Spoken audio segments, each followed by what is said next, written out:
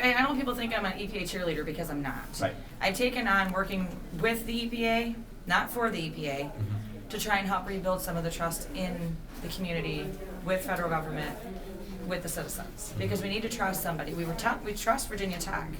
It needs to be more than that. And the reason why that partnership works is because people know I'm not afraid to call them out and let people know if they're not doing things the right way. And that's what the people in Flint deserve. They deserve things that are being done in the right way. Absolutely. And every time I talk to utilities, I stress that very strongly. Once you lose the trust, it's very, very difficult to get it back if you ever do. And it's the easiest thing to do.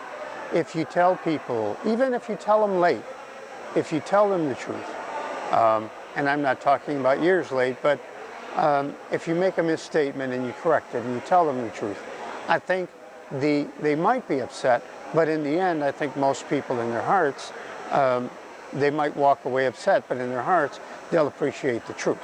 And, you know, that's where I think you build the trust.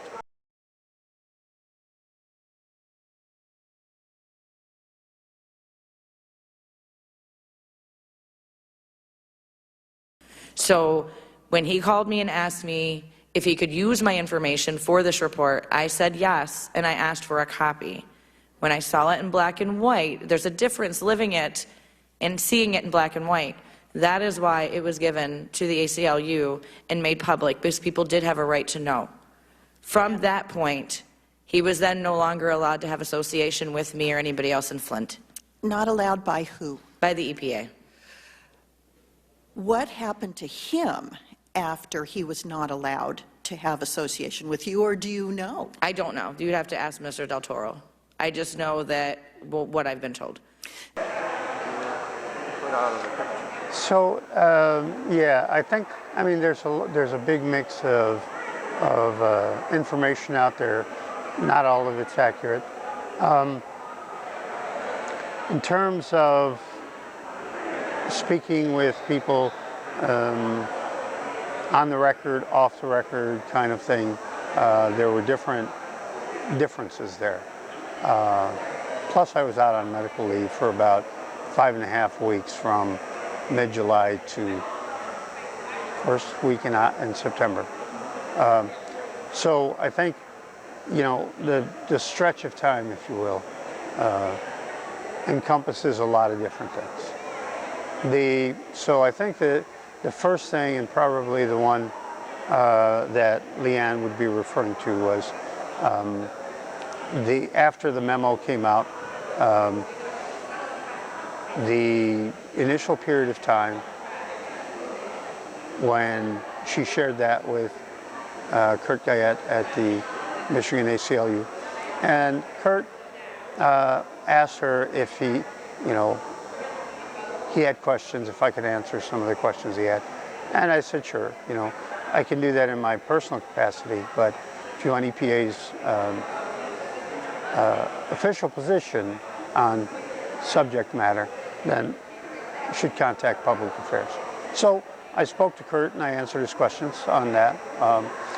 And I don't remember if it was Kurt's article or if it was kind of a spin-off article. But somewhere there, it made it seem as though I had directly given the report to the media. I think that caused some consternation. We had some internal discussions about that with, you know, the ethics attorney and so forth. We couldn't resolve our differences. So basically, the ethics attorney was saying, here's the process, and there's kind of a form that you fill out, right, for outside activities, but I thought it was intrusive to have to do that for everything. So we couldn't reach agreement on that, a middle ground, if you will. When and how did you gain access to that information? I first knew about this when Mr. Del Toro told me that there was a problem in Flint. That turned out to be the understatement of the year.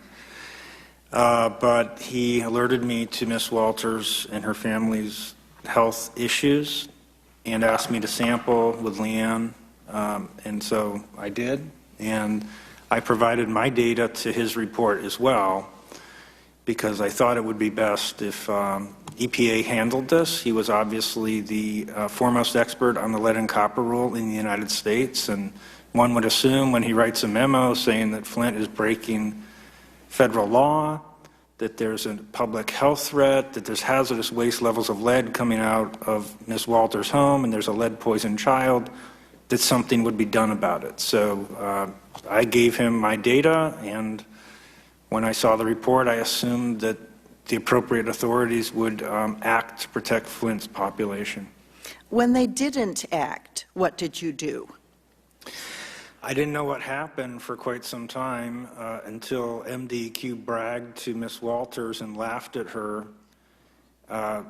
and she reported back to me that, quote, unquote, Mr. Del Toro had been handled, and it was very clear that an agreement had been reached of some sort between EP and MDEQ that would let MDEQ have their way with Flint's children. So, you know, this is what people are looking at, is basically who said what, who did what. I don't have the answer to that, because, you know, all I know is what happened here. What went wrong, or what prolonged this, or what, you know, where were the main factors that took us where we are today? The vast majority of it was inaction,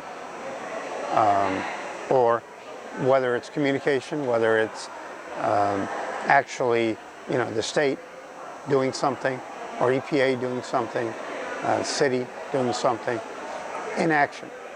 And so, you know, I think the credit mainly goes to the people that actually are holding their government accountable. And to the extent that we, as public servants or other entities, provide them with information and support that we're paid to do, you know, that's our role.